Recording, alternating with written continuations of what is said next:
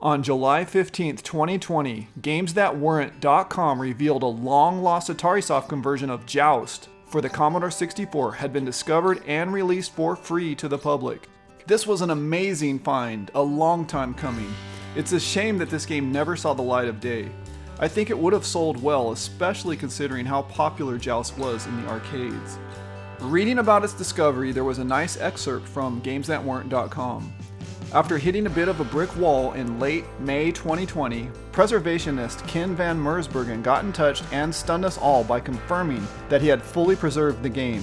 Ken explains how this happened and how he came to find the game. I was going through the archive of a retired programmer who used to work for Rockland Corporation and On Time Software. I was reading and converting some 8-inch CPM discs when I came across a couple of files named Joust on a disc containing the source code for C64 Popeye. At the time I thought nothing of it, as I was just converting the files for his digital archive. Months later I came across your site and I saw that the C64 Joust was never released, so I sent back to the archive to see what system the Joust files were for. To my delight, it turned out to be the C64 Joust. Game description: Joust is a single-screen arcade game released by Williams Electronics in 1982. The ROM for the Commodore 64 weighs in at 16 kilobytes. In it, you play by flying on top of an ostrich around the screen loaded with a lance. Your objective is to eliminate all the enemies using your lance, but in order to succeed, you have to be positioned higher than your opponent. When jousting, if you are at the same height, you will merely bounce off your competitor.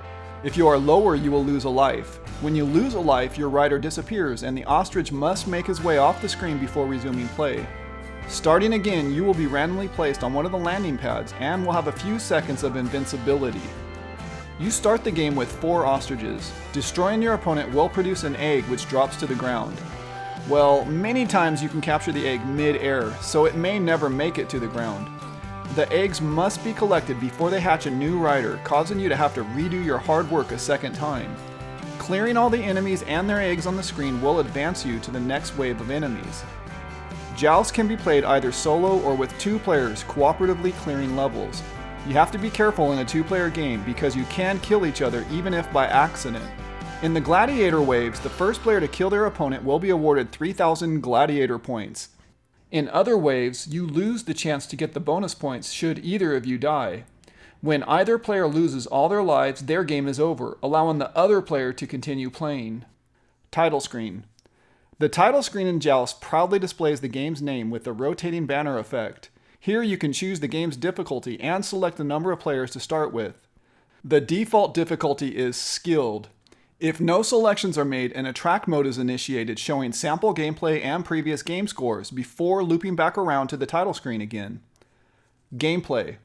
In addition to jousting, you are also able to land your ostrich to collect eggs. You can also fly low, bouncing on the platforms to capture them. At the bottom of the screen are lava pits covered by a thin platform. After clearing a few rounds, this platform disappears, allowing you to fall to your death into the lava. In later levels, the evil lava can reach up and grab you, so it is dangerous hovering over it too long. In addition to the lava platforms, as you progress the levels, other platforms will disappear as well, forcing you to fly longer and be accurate to win your joust matches. If you take too long to clear a level, a pesky pterodactyl may make an appearance, incentivizing you to complete the level quicker. The pterodactyl is aggressive and difficult to kill. Controls. You can play Joust with the standard joystick. Pressing the fire button makes your ostrich flap its wings. Moving left or right will move the ostrich in that direction.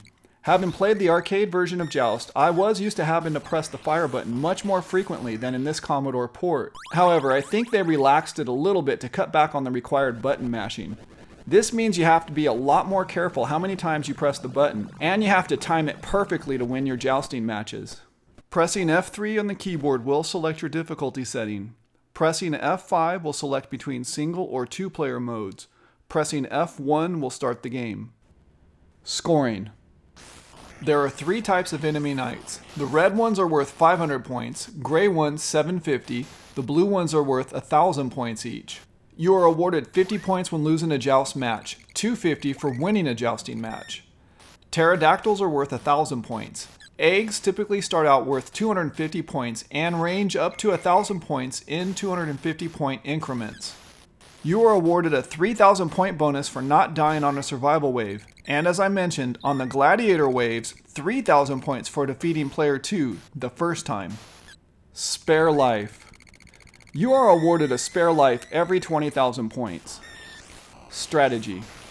My strategy is fairly simple. In the skilled or default difficulty, most of the enemies for the most part hover around their same level, and occasionally they will drift up or down slowly over time. So what I try to do is fly up to the top, waiting above the platforms, and carefully drop down on them one at a time. However, you have to act fast. If you take too long, the pterodactyl will make an appearance. Graphics. The graphics in Joust are more or less what I would have expected. After a while, you forget the platforms are yellow instead of brown. There could have been a few improvements in the area of the title screen to make it look more graphical like the arcade. The ostriches are animated and nicely detailed. However, rather than use separate colors for the riders, in this version they just colored the entire sprite one color. I'm thinking this may have been done because of the rider resolution, but I'm not sure. The eggs look decent, the pterodactyl animation could have used a little work. Also, the lava lacks any good animation. In the arcade version, after a while you would see an animated fire burning above the lava, which would burn away the platform above. And you might occasionally see bubble up animations, effects which are missing here. Sound. To be honest, the sound effects were the most disappointing part of this port for me. I was hoping for much more arcade accuracy. Having said that, all the sound effects appear to be in play. There are sounds for flying, dying, tying a joust, winning a joust, walking, bouncing, picking up eggs, bonus lives, and the pterodactyl sound is present. Difficulty switches / level ramp-ups. We are so lucky this port was so feature complete. The difficulty selection is an example of that. There are 4 to choose from. In the novice setting, the game starts you out with 1 buzzard. When you win a joust, the egg produced will never hatch. The pterodactyl never makes an appearance. In the skilled setting, you start out with 3 buzzards. The eggs hatch and the pterodactyl will appear if you take too long to clear a level, starting around the Terry wave. In the advanced and expert settings, you start out with 5 and 6 buzzards respectively, and they seem to move quicker and the eggs hatch faster. The difficulty settings are balanced and the level ramp-ups are nicely spaced. Easter eggs. I'm not aware of any Easter eggs for this game. That doesn't mean there are not any, so if you do learn of any, please share them with me in the comments. Suggestions for improvements. This is a surprisingly well-polished release. As I said, I would have liked to have seen a more graphical title screen. On the arcade version, you will notice the lava fill up to the bottom platform slowly over time, whereas here it starts out already at the top. The eggs don't drop to the ground nearly as often as they do in the arcade version for some reason. I found this to be weird. The sound effects, although adequate, I believe could have been much better had they more closely mirrored the arcade version. Although there is less flapping required to fly, I feel like it should be a little less aggressive. If you press the button 3 times, you will bounce off the ceiling, for example. You also seem to bounce too high off of a buzzard when struck from beneath. When the eggs hatch in this version, the rider is already with ostrich, rather than waiting for it to fly in to pick up the rider. I've only noticed a few glitches that don't happen too often. If you are flying in the border areas of the screen, far right or left, I have been able to appear above a platform I was underneath on the other side. Not sure if that's intended or not. I have also noticed some intermittent flashing glitching while playing, mostly on the top right hand side of the screen. I've noticed the player's sprite disappears and quickly reappears from time to time. Ports. Joust is the last in a long line of ports to many different consoles, including the Atari 2600, Atari 5200, Atari 8-bit family, Apple II, Macintosh, MS-DOS, and the Nintendo Entertainment System. Media coverage. When this port was discovered, it didn't get a whole lot of media coverage, but several smaller outlets did cover the story, such as GamesThatWeren't.com and IndieRetroNews.com. Conclusion. Joust was a game that broke new ground on a few different areas of video gaming. The game's concept was unique, and it was one of the earliest video games that supported 2-player cooperative mode. Quite simply, there were no other games like it. Being able to fly around on ostriches and joust your opponent made for a surprisingly fun game. I dropped many quarters in the arcade playing Joust. The Commodore 64 version delivers a great port, and I had a lot of fun playing it. Strongly recommended.